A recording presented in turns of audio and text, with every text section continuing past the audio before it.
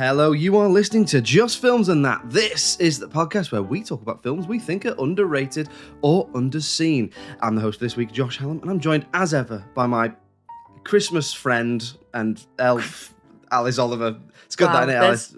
Seamless broadcasting. How are you doing? I didn't know he was going to say that, but I love it. Josh, my fellow Christmas friend. You insisted.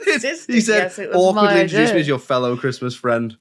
All year round as well, please. Yeah. Like not just May in December. It's May 10th today, and we're recording. How are you doing? You okay? Looking forward to Christmas? I'm very well. Yes, very festive, very cheery. I'm full of the Christmas spirit this year. I started my shopping ages ago, so now it's all done. Everything's wrapped. The tree's up. I am good to go. What about you, Josh? Are you last minute Larry with your presents? No, I'm not last minute Larry. Okay? I haven't done. I've done most of my shopping. And I just well, not to let people into when we're recording this, but I just need to. We just need to decorate this weekend.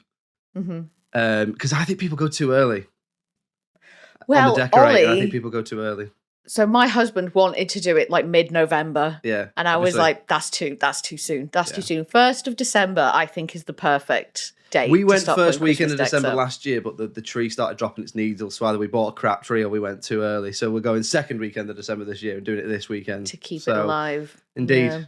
Anyway, we are joined, as we usually are, by a wonderful Christmas guest. He's an actor, writer, podcaster in his own right, Mike Fenton Stevens. How are you doing, sir? Welcome to the podcast. I'm very well. I'm delighted to be your other Christmas friend. Yes. I'm glad you've got two. I've only got two. That's what I read. I'd asked them to keep my name out of that, but, you know, they printed it in the end. No, it was a front cover of the Sun. Yeah, it was. It was. Yeah. Josh, no friends. Anyway. Are you looking forward to Christmas? Are you a Christmassy person? Yeah, I love Christmas, yes. Almost too much. I think maybe, you know, that thing where I get overexcited about it and then find things frustrating when they're not exactly as I wanted them to be. So I'm trying as I get older to calm down, just let it happen, not be so bothered about it. Normally, my house is absolutely rammed, but it's not going to be so full this year. It's just my daughter and her husband and 2 children are coming on Christmas Day, which will be this. It's about the smallest lunch we've cooked for Christmas Day for years and years. So that'll make it easy. Yeah, no, then there's 4 of them, 4 kids, 2 of us, and my mother-in-law is coming as well. Yeah. That's still quite a lot of turkey. That's still 7, isn't it? That's all right. Well, we often it's 15. So oh my goodness. Yeah. 50. The most I've ever had was, as in I was there for, I've never done it. I am not allowed. But I think it was 17 we had once, and it was wall to wall people. Oh, yes. It was crazy. What about you, Alice? Oh no, you've got quite a big family though. Why have you never? I don't think we really have got a very big family. So it's my parents, and then my brother and his partner and their 2 children. But they very much, because they do their own thing now on Christmas Day. We do sort of hang out and stuff over the Christmas period. So on Christmas Day, it'll just be mum, dad, and me and Ollie. And then we'll go and see my sister on Boxing Day, and then go see my brother the day after that. So we sort of split it up. But yeah, even the most busiest Christmas Day was probably maybe 8 people maximum. I'm not talking like 15s and 17s. That seems so crazy. So you think when I get in that when I'm in that home. I'm in the home then, and I'm saying to people, we used to have 15 people for lunch, you know? And they'll say, yeah, of course you did. Yeah, that's right. Of course you did. I used to be an actor. Yeah, of course you did. Well, so it dawned on me whilst I was prepping the episode, so we've had 2 other Christmas specials with guests, both of which was Harriet Kemsley last year, who was brilliant, and Rosie Holt the year before, which means you're our first male Christmas guest, Mike, which means by default you are the most Father Christmas guest. Ho, ho. So, you happy with that? I'm very happy with that, yeah. I've always wanted to play Father Christmas. When I grow a beard, it's very white. And I've always thought that actually, usually when I was doing in the middle of pantos and things, and I was thinking, why the hell didn't I just grow a great big beard and sit there and go, and what would you like for Christmas? You can't have it, it's too expensive. Yeah, I could have done that. Could have done it for hours and hours. It's the way to wipe out old men with beards, though, isn't it? Because they're all old, they're all sitting there, and they're all surrounded by hundreds of children who will come up and breathe in their faces with COVID. Yeah, that's a good population curving thing, right? Actually thinking about it. Yeah, it's very much what Rishi Sunak once. Yeah, absolutely. Roll behind him down the street. You know what we should actually do? Actually, is get all the kids to breathe in the old men's faces. And then Rishi Sunak, or as I like to call him, Tiny Tim. God bless us. Indeed. And Rishi will be on the podcast next week talking about a film that he... No, is he old enough to watch a film? He just does. He has to go with his mum, doesn't he? I thought he was. So about Christmas then, Mike? Any weird traditions? Any highlights for you that you look forward to? Yes, we play the trumpet game, which is when we herald the food in by blowing the trumpet, which are those little blowers with the and they roll out and then you make a toot, and after we've had food and we've drunk a bit, we see how many of those we can put in our mouths at once and still inflate them all. What's the record? 13. 13. That's impressive. I'm an actor. Yeah, what do you expect? It's all in the lungs, darling, isn't it? It's all there. It's all diaphram. That's what it is. From the stomach, isn't it? Project. Yeah, quite. I think I nearly did as well. Any weird Christmas traditions for you, Alice? I don't think anything too weird. Welsh stuff? We did nothing. No weird Welsh things going on. But I do. My mum has got these little like jingle bells and stuff, and I do like it when if she wakes up before everyone else and she goes around the house ringing these bells and waking everyone up. I quite enjoy that. And then there was a couple of years on the bounce. This was a few years ago now, where on Christmas Eve. So my dad doesn't drink. He's been teetotal for decades. But the rest of us would get absolutely blind drunk. And then he would drive us around all the surrounding villages to find like the most decorated houses and like go and see all the lights and stuff. And then we'd be playing In Dulce Jubilo by Mike Oldfield really, really loud and singing along to it. So he'd trying to be driving along in winter on these like country roads in North Wales. And there's just 4 pissed people in his car going, I want to do that. That sounds fun. It was good times. Have you ever been pulled over by the police? No, okay tonight, sir? I've been caught by my family making me drive around. It's funny, because obviously he's always the designated driver and like driving everyone, to and from and at certain times like New Year's Eves and all that sort of thing. He has been stopped and breathalyzed a few times. And obviously they say, oh, when was your last drink? And he's like 1971. And they always think he's taking the piss. But it's good to have such a good answer, I think. I'm afraid my mind has immediately gone down being stopped by Sting and everybody else in the middle of Christmas. That would be the police I would like to be stopped by. Yeah. I'm going to test you whether you're drunk, sir. Can you walk down this white line? And don't worry, every step you take, I'll be watching you. That's it. And by the way, sir, your breath is terrible. Don't stand too close to me. Okay, then let's move on to talking about this week's film, or the Christmas film that we've picked, which is, of course, White Christmas from 1954. So if you've not seen it, sorry, there is going to be spoilers for a 70-year-old film. Mike, now you picked this one, obviously, because it's our Christmas special. Tell the people at home what White Christmas is about, briefly, and why you picked it for the podcast. Okay, White Christmas is to a large extent, it's a vehicle for the wonderful music of Irving Berlin. But it's about 2 men who are in the army, and their general retires, and they then come out of the army, and one of them saves the other person's life. So he then uses this to get him to become part of a double act. They then become quite successful on Broadway, and they're working very well together. And then it comes to Christmas, and they're supposed to go to New York and do some work, but they bump into they go to see these 2 girls who are a sister act, and one of the people quite fancies the girls, so he gives them their tickets for the train tickets, and then they end up, for some reason, in Vermont, where they think it's going to be lovely and snowy. And it turns out that they're staying at the hotel, which is now owned by the retired general that they all adored. Anyway, it's failing miserably because there's no snow. So they devise a plan whereby they can put a show on there to try and get people to come in and to help him out. And, 1 or 2 things happen. They all sort of fall in love with each other, fall out of love with each other. But in the end, loads of people turn up, including lots of his ex-servicemen, and they all sing a lovely song to him, and everything ends happily, and the snow falls, and they sing White Christmas. And there you are. That's it. Indeed. Doesn't sound great, does it? No. What's heartwarming about that? But anyway, in terms of why you picked it then, is it underrated? Is it underseen? Did you just want to talk about it as a Christmas film? Well, I picked it because it's one of those films that is always on at Christmas, or everybody always says it's always on at Christmas, but I don't believe that anybody ever watches it. I think everybody knows the song White Christmas because it's become a perennial Christmas song, and everybody knows Bing Crosby singing it.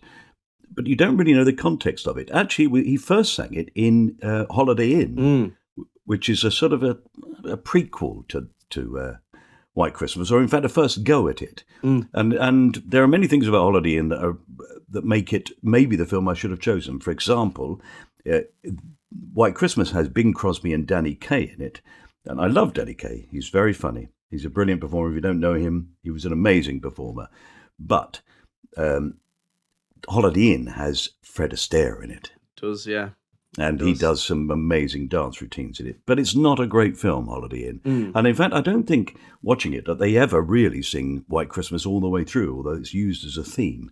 Now, Holiday Inn, it's got moments in it that, because of the time it was made, that are not good. They're not good at all. They're racist, basically, I'd say, yeah. Yeah. So, but come White Christmas, 1954, things are a little more liberated. There's a move in America for things to change. And it's funnier. It's a strange film because it really, again, is just a vehicle for this music and these songs. And it's a very simple story. Nothing much happens in it. But I think you fall in love with the people. And I think it's underrated because actually people don't watch it anymore. But I think it's worth watching because there are some really gorgeous moments in it. It's of its time. There's no doubt about that. There are the stars of the song, but actually Irving Berlin, to a large extent, created the style of Hollywood musicals, and he created the style of all the Broadway songs. The songs that go through it, they're so beautifully constructed, and he's a brilliant lyricist, which is unusual because normally the composers in America were either the music composer and their lyricist, but he does both, and he's a great lyricist, I think. White Christmas, I'm Dreaming of a White Christmas, is a really beautiful song. Strangely, whenever they go to Bing Crosby singing it, they really ramp up the bass in the thing. If you listen to the soundtrack of White Christmas, it's got this really strange thing where everybody's talking, hey, I got to do this. Okay, let's go here. Wait for me. Well, I'm just going to sing a song. Ba, ba, ba, ba, ba, ba.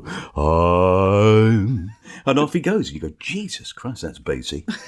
Yeah, but it works. It works. It's also got Vera Ellen in it, who's a brilliant dancer, the skinniest dancer in the world, I think. Indeed. She has the thinnest legs you've ever seen, but is amazing. Danny Kaye, who he was known really for doing really sort of silly and funny films, and just occasionally you see that come out in this. There's a thing he does, which is a sort of a habit of his, I think, really, and one of his tricks is that whenever he's finding someone attractive or he's talking to a girl, he does that voice break thing. He says it's going to be really beautiful in Vermont this time of year. And so he does that thing, which is his trick. But he's lovely in it. I mean, they're all lovely in it. I mean, I'm not sure that Bing Crosby necessarily was the nicest of men, from what I understand. But he's very good at playing the very gentle sort of, I don't know, he has a strange way of talking as well, doesn't he? He has a way he talks in the genre of the time, the sort of the jazz age, as it were. Yes, I know what you mean. Yeah, it's like patter, isn't it? There's a lot of patter talking in it, almost like, well, it's like it's very old school, isn't it? That's what I thought it was just a bit of old school glitz and glam. The thought that I had whilst watching it, and I'll come to you now, Alice, but was very much they don't make them like this anymore. And that was the sort of feeling I had because we've done this. So we do classic films. So we also do a classic film where we try and pick a film that either one or neither of us have seen. Obviously, that encompasses all sorts of time periods, but we do try and skip between time periods. So we've done The Great Dictator. But we've also done Gentlemen Prefer Blondes, which is the year before this in terms of release. And what's one of the things we talked about that, wasn't it, Alice, was that sort of idea of they just don't do these big set piece, choreographed, glitzy, glamorous musicals anymore. And I think there's definitely a place for them. I think that's why, I know it's polarizing, but I think that's why a lot of people like La La Land. Yeah, I'm sure. What do you think, Alice? I mean, I think that I find that some of those big set piece things, they're almost like filling in this film. You could do this film in about 40 minutes, I think, probably. Yeah. But then every now and again they say because they're rehearsing a show at the Holiday Inn to do later to raise money for the General. They suddenly cut to them, well, let's rehearse this number. And then you see this great big spectacular dance routine, which couldn't possibly be done in a barn. It's ridiculous. And the strange thing about it is that right at the beginning of the film, Danny Kaye does a fabulous dance routine with Vera Ellen to the best things happen when you're dancing. It's a great number, and they do this fantastic dance routine around a lake with probably the smallest, what's it called? A light that shines out. What's that called? A lighthouse. That's a lighthouse. Sorry, there's a lighthouse in the background, and at one shot you see it completely as a set. It's really, you sort of go, that's tiny, that lighthouse. Then they cut to another angle. It looks like it's in the distance, but at one point you sort of go, oh, you shouldn't have done that shot. Now we can see that it's actually only about 4 foot tall. But there are little moments like that in it. But it's fabulous. And then after that, he doesn't really dance with her again. I wondered, watching it, for about the third time, actually, in the last month, I wondered if, in fact, it was because he was also making another film somewhere. Do you know the way they used to do that in Hollywood? Like you can tell it's almost a double so in place. I've only got the time to rehearse up this one number. We'll do that. That'll be my big number. And then they bring in this other dancer. I've written his name down. Hang on, his name is John Brassia. He's the guy from West Side Story, isn't he? No. He's, strangely enough, he's only in one little dance routine with the other woman who in the cast, Rosemary Clooney. Rosemary Clooney, yeah. So if you want to see George Clooney with a wig on, watch the film, because that's what Rosemary Clooney is. She looks exactly like George Clooney. I think she's his aunt. She's his aunt, yeah. I think she is. So Alice, then, had you seen this one before? I hadn't seen it, but I do think maybe I'd seen the odd scene. Like parts of it did feel familiar, so I don't know if it's just that it's been on when I've been around, but I've not really been paying attention or whatever it might have been. But no, I hadn't seen this one, but I had heard of it. So there's one tick in one box. Start. What about you, Josh? Had you seen this one? I don't think I'd seen it all the way through. I think I'm like you. I definitely seen bits of it because obviously when comes to the 1st of December, all the music becomes Christmassy. And I think if you look at any music channel, White Christmas always will appear in Christmas songs and Christmas top 10 lists and all that sort of stuff. I mean, I believe it is the most successful single of all time. Like outside of, obviously they've got non-Christmas songs as well. I think it stands above all other singles, but that might be wrong. But anyway, so I think it's had a long time to become that, hasn't it? That's why. Indeed. But I have seen clips of it when they show White Christmas. Then equally, it's been covered so many times that you might get, every time I googled it to read something about it, it would be like, White Christmas is a song by Michael Bublé. It was not, is it? No, it's not, no. That's a cover, isn't it? Yeah. So no, I hadn't seen it before. So go on then, Alex. What did you think, having watched it as someone who hadn't seen it before? So I do think it was kind of what I was expecting overall. I did find it very entertaining, and I thought it was quite charming and funny.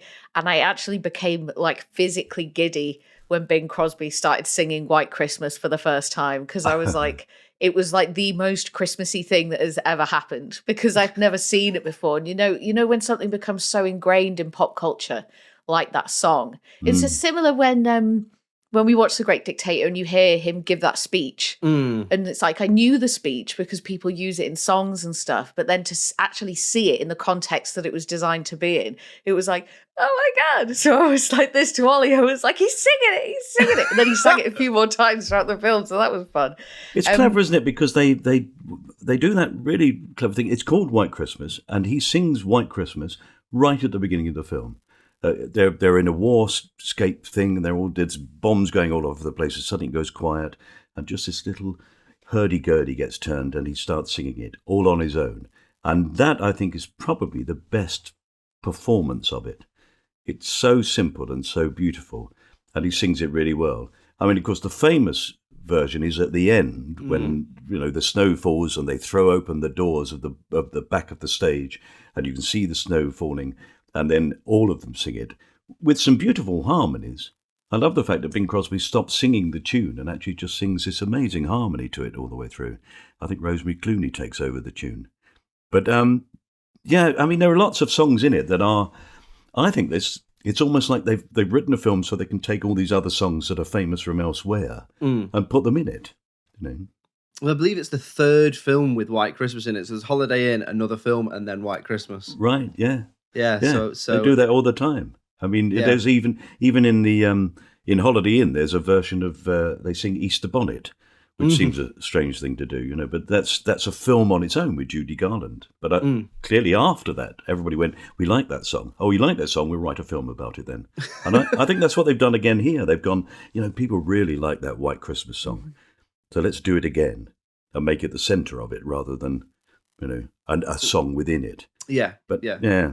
So I just think if you are going to watch there's nothing in it that you would go, that's a bit corny or unpleasant or wouldn't happen these days. There's even an argument in it at one point where Rosemary Clooney is arguing about wanting to be her own person and wanting to run her own life and all that sort of thing. So it's not even just girls going, "Oh my God, you sing so beautifully, I'm going to marry you." It's she wants the man to be a proper man. She doesn't, you know, she wants him to behave properly, not be in a way as American men were at that time. You know, I think. Yeah, so, it's the first film in VistaVision. Yes, how exciting is that?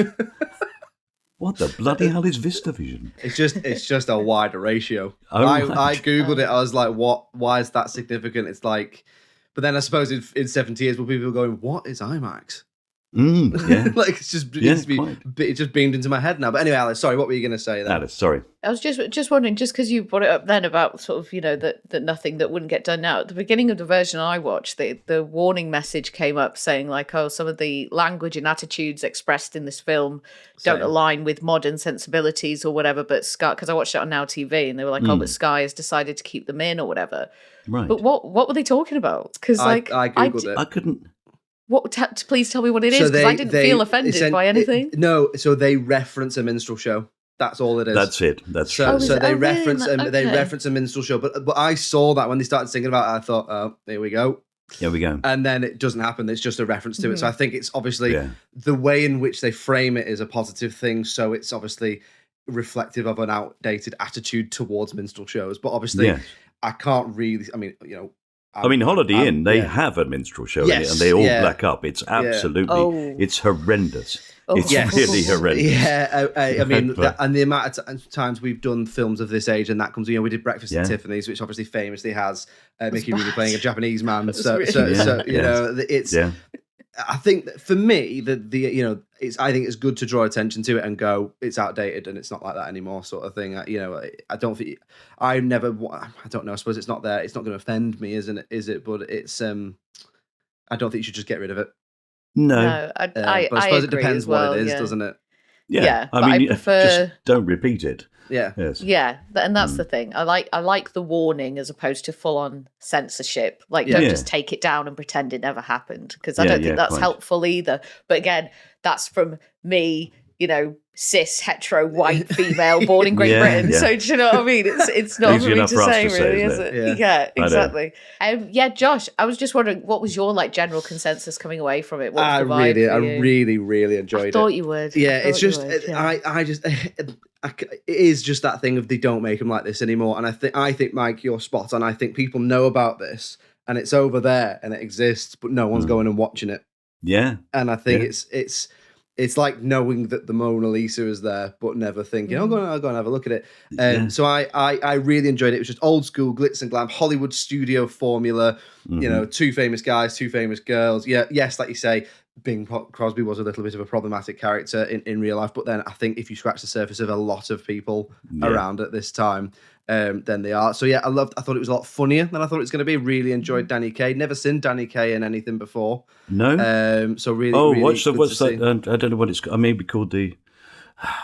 There's one where he goes back in time and he has to become a knight in the Round Table. He's a knight of the Round Table. He's an American because American in the court of King Arthur, I think it's called. I think I've heard of that. Yeah, it's a very, very very funny film. Yeah, and he does his sort of.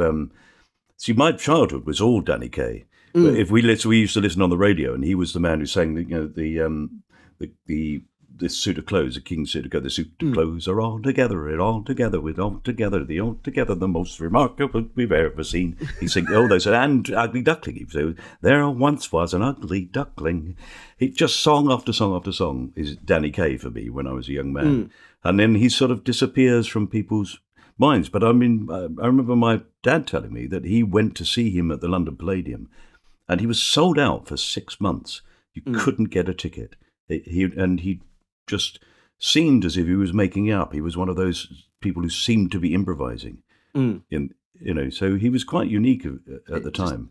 So it's lovely to see him looking, young. so fit and young and fit and in their prime. He reminded me of Donald O'Connor a little Indeed. bit in Singing in the Rain and obviously anything. But obviously, Singing. It's in a the Rain similar is the sort first of thing role, isn't it?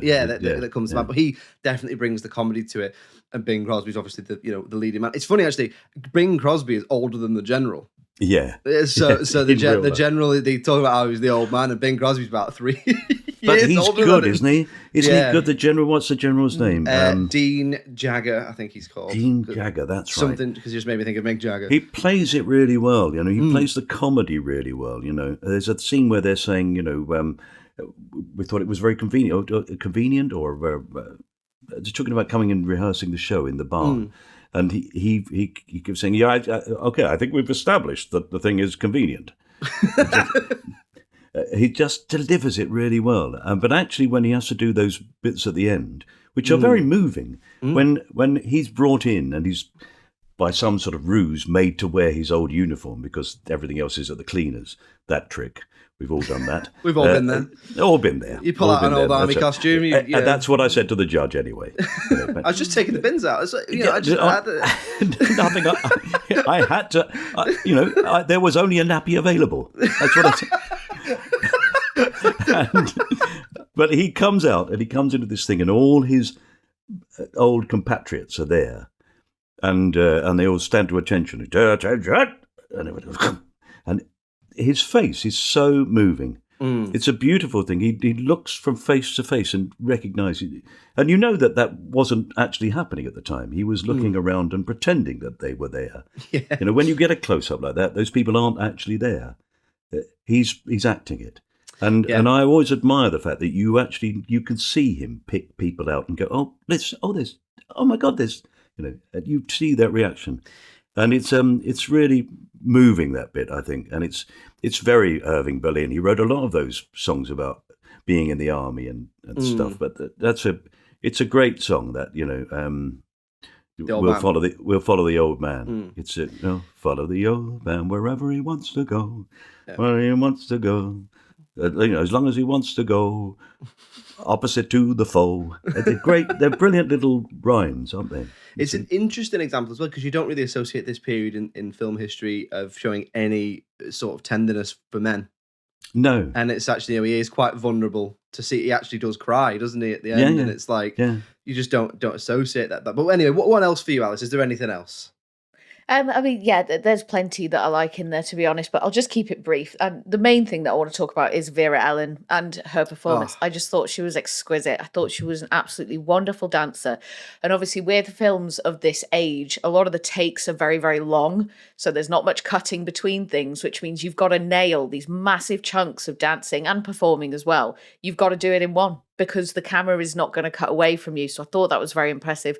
And I spent a lot of time, not in a weird way, but looking at people's feet, right, when they were dancing, because I wanted to see because that's really where the skill is happening. Because obviously, up top, it's like, happy and then, still and everything's prim and proper and all this. So I was like, but looking at her feet, and they were just going absolutely bonkers all over the place. And I was amazing, aren't they? I was so impressed with it. And I just, obviously thinking about, film production at this time and the treatment of actors and stuff, I just, you kind of get the impression that they probably went pretty hard on her, and she probably found it very physically demanding and all that sort of thing. So I just wanted to shout out, because apparently I was reading a bit around her. Apparently people do think that she is quite an underrated actor, and obviously she doesn't get spoken about in the same breath as, say, Marilyn Monroe or Jane Russell, etc. So yeah, I thought she nailed it. I thought she was excellent and just a wonderful performer. What about you, Josh? What was your top thing? Do you think about it? Like you say, just to touch on that, love the choreography. I find that sort of thing, if it's done right, and it was very much done right in this, it's almost mesmeric, isn't it? It's you can't take your eyes. So like you say, their body shape, their legs, their face, whatever it is. It's pretty much is balletic, isn't it? And I just don't think you get that anymore. And there's just something to be said for putting it on, having a cup of hot chocolate or a glass of wine, whatever it is you want, and just enjoying a really Christmassy film. And that's all I can say really. I mean, if you get to watch it twice, I would say also, like you're saying, Alice, it's really interesting to watch the chorus, to watch them do their bit. Because some of them are really good at it, and just occasionally you'll see someone who's really struggling. It's such a lot of people sometimes. You see one person who God, they're concentrating hard. They're so terrified. There's a song that he does, which is choreography. Danny Kaye does, which is very of the time, that whole thing of people being just being a bit weird, jazzy. That sort of Parisian jazz type thing. People used to do dancing, now they do choreography, these bases of the song. And again, she is amazing in that number, what she does. Vera Ellen, she's astonishing. But he again is really good at it and really funny. But if you watch the chorus, all moving and making shapes around him, they're fantastic. They're incredible. I preferred watching Vera Ellen and Danny Kaye to Rosemary Clooney and Bing Crosby, because they sort of they immediately have a connection, and then they're like, we've got to get these two together. And then they're sort of the secondary couple. But I love, because obviously, Vera Ellen she's very much a dancer. She isn't singing in the film; it's dubbed. But it doesn't matter. Lots of films at this time use that technique and stuff like that. But I loved their sort of chemistry. Their back and forth. The bit where she tells him they've got to pretend to get engaged, and like you say, Mike, he does the sort of nervous teenager, the voice and stuff like that. But no, she's great at it. She's really good. I mean, the only criticism of the film would be that, in fact, Rosemary Clooney is not a very good actress. I mean, she's okay. She stands and looks, does it. She's okay, but she's not great. So she's a bit sort of. It's all a bit one tone, I think, with her, and. You're never quite completely convinced that her and Bing Crosby would have got together. But, there you are. Okay, so we'll move on to things that we perhaps didn't like about the film, or that we might change around the film. Now, I don't think this is going to be the longest section in Podcast history or anything, anything like that. And it is Christmas after all, Alice, so we don't want to, shit on White Christmas. Be nice. But is there anything? Come on, be nice. But is there anything you would change about White Christmas? So there's only two. There's two tiny little things just that I noticed. The end. No. So the first one is literally just that. The concept and the story is very simple and I think very predictable. But then I was thinking about it and I was like, so are Christmas films these days. Like, it's just kind of a trope of Christmas films that you sort of know what you're getting. Like you said, Josh, it's meant to be a bit comforting. You don't want anything too thought-provoking or anything too advanced, do you? So it was like, I noticed that, but is it a problem? I don't really think so. The other thing is just that I think I would have liked to have seen more and spent more time in the war scenes at the beginning, because later the relationship between the soldiers and the generals seems to be so significant and so strong, but you don't really spend a huge amount of time with them at the beginning. So obviously I know, you hear stories, people are in war, in stressful situations, and they forge these intense bonds with people very quickly. But I would have liked to have seen a little bit more of that, a bit more of those relationships developing. And I think there is something as well quite powerful and engaging about having the war scenes alongside like Christmas songs and Christmas iconography and all that, because they are two quite opposing ideas. Obviously, war is very destructive and violent and challenging and all that. But then a lot of the messaging around Christmas is, peace on earth, joy to the world, etc., etc. So because I enjoyed that bit so much, I just wanted more of it, essentially. But that was it, really. Like, there was no major offenders in there at all. I think overall it was just really enjoyable. What about you, Josh? Anything you didn't like or you would change? So the one thing I've got is very similar to what you said, which is that I would have liked just to have seen a little bit more about why they love the general so much. Yeah. Because that would the ending was very moving, but it would be even more. I mean, I'm not talking about like we talk about how these days, if this was made now, there'd be an origin film about the general, and it'd be 2 hours of like why they love him so much. I just mean, like you say, a little bit more about why they love their general so much, apart from the fact that they sort of just do, and he's been their leader through the war. So maybe a little bit. That really is me saying that would have improved an already good. You know, peace. Yeah, it would have been interesting, wouldn't it? Yeah, I mean, that's there are just little clues they give, though, aren't there, that all the way through it. I mean, right at the beginning, the other general who's coming in comes in the truck with him, or in the back of the Jeep with him, and then he's saying, "This is no good. They can't be doing this. I'm going to drum some discipline into these men." And he says, "Yeah, okay. Well, when you take over tomorrow, they'll need it. They need that, you know." Then he says to the driver, "Take him out back on the shortcut." And the fellow says, "That's not the way back." He says, "Yeah, I know." And he's obviously just keeping him out of the way so they can have this final evening together. And it's little tiny things like that. And there's also a little thing that, now that you've mentioned it, I hadn't really taken note of it, but there's a thing that Bing Crosby says at one point. He's just watching him standing there as almost like a waiter in the hotel. And he says, when he ate, we ate. When he slept, we slept. And Danny Kaye says, then he woke up and we didn't sleep for 28 hours. and you that, I think those, you get a sense then of that this is a man who gave more than his men almost. He was right at the front of it, and they saw that and recognized it all the time. And that, to me, was almost enough to explain it, you know, to accept it. No, although I agree, it would be a really interesting film to follow that. In many ways, you could have just made it a war film that finishes with this scene. You didn't need the other side of it. You could have had it it could have been written as a war film, I think, and you follow the progress of things, come to the point of him leaving, and then cut back to, you know, later, and just go into the end. That would have worked just as well. You know, perhaps we should write it. White Christmas 2.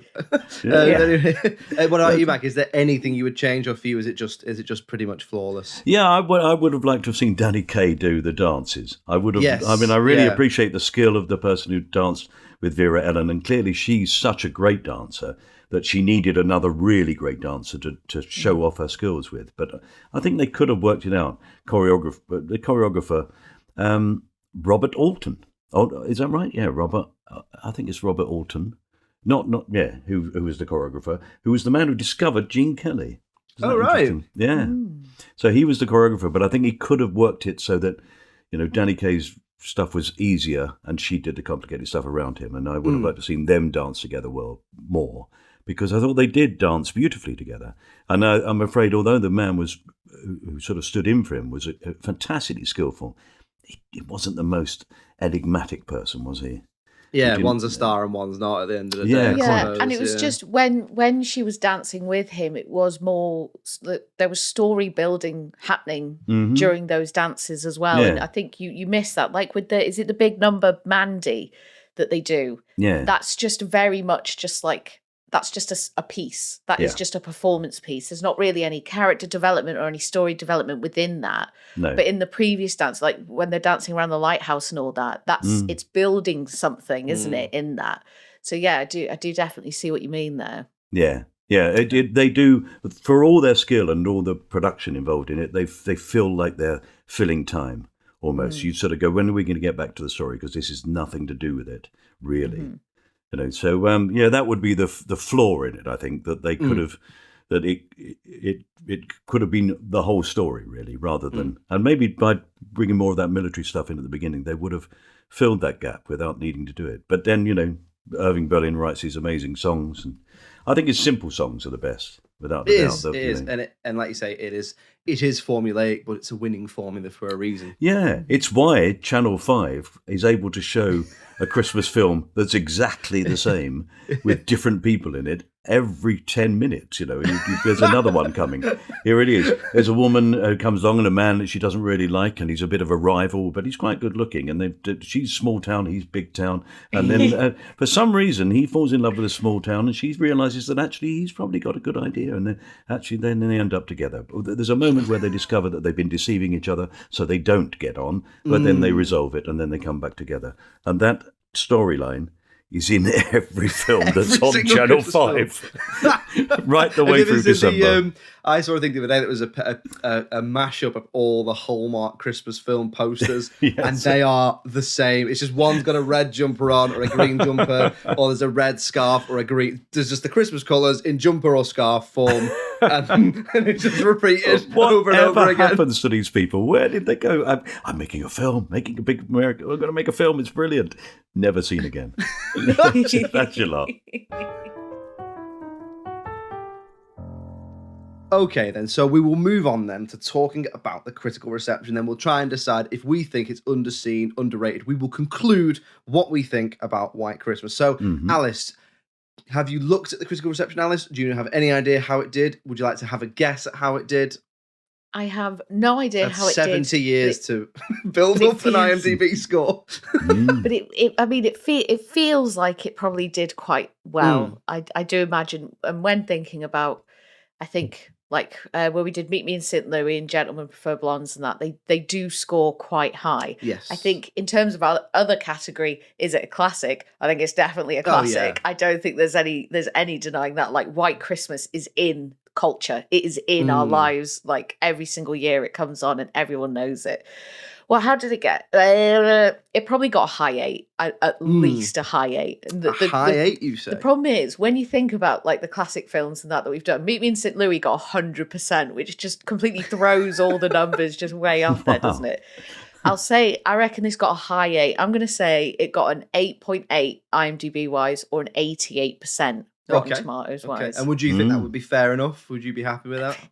I think in terms of I think thinking about the time that it was made and what it is offering, and a lot of the just fantastic physical performances in there, I would probably give it maybe just under that, like maybe more like an 85 or an 8.5, but only just. I think only just. And I just think it's because the story, the concept, maybe just a tad too simple for me, but still just thoroughly entertaining. What about you, Mike? Do you have any idea how it did? No, I mean, I'd be interested to know how it did at the moment, at the time, what the press said there. You know, whether in fact they said, this will be a classic, this will live, whether anybody predicted that would happen. Or whether they said, what a lovely film, and, Bing Crosby sings as beautifully as ever, and Danny Kaye, of course, very funny. And a great new Rosemary Clooney shows that she can act, probably that sort of review. I doubt very much if they said, oh my word, this is amazing. Because there were lots of films being made like that. It's interesting, the ones that just caught. Yes. And the ones that just stood in the a way test of disappear. time. Yeah. But I mean, the problem with the ratings over time is that quite often the people who go back to look at them want to look at them.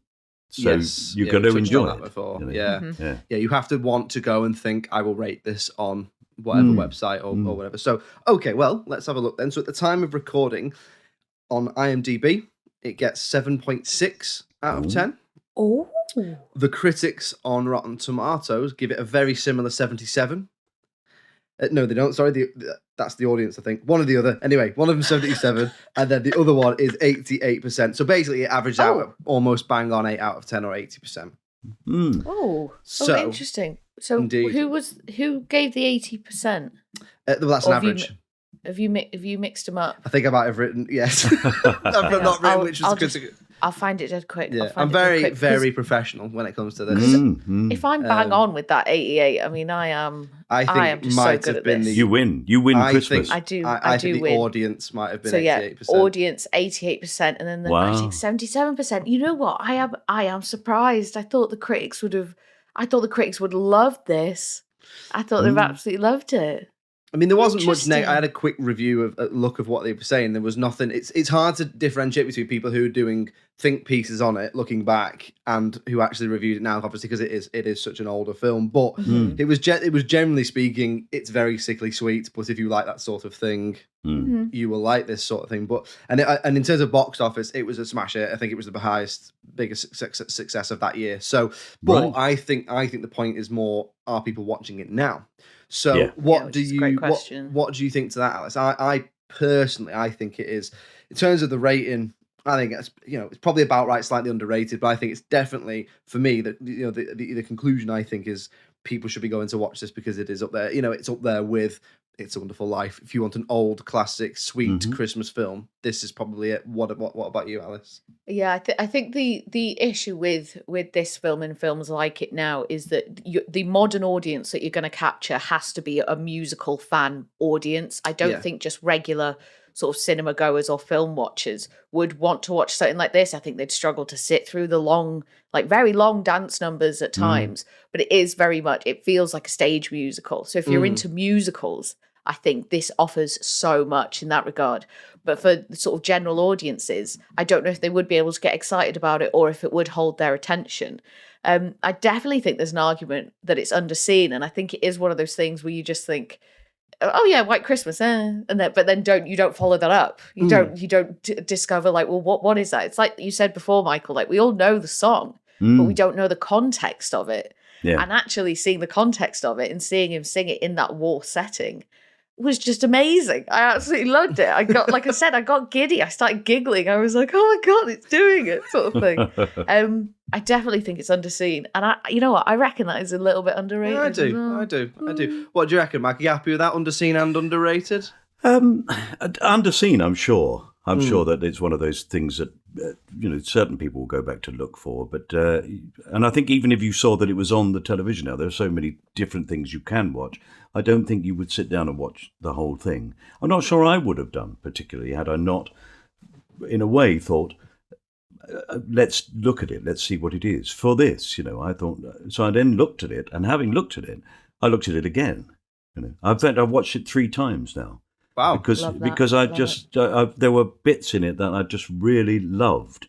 And I know for all the moments where you go, okay, it moves along quickly, apart from those, as you say, those great big dance numbers. But they're, again, spectacular and amazing. So I think that the acting in it, I think, is really good. Mary Wicks, isn't it, who plays the receptionist at the hotel? Yeah, I think She's so, yeah. fantastically funny. And it's a beautiful performance. So, all the way through, I thought there were lovely performances by everybody. And it's a clever, witty script, well written, and the songs are fantastic, I think.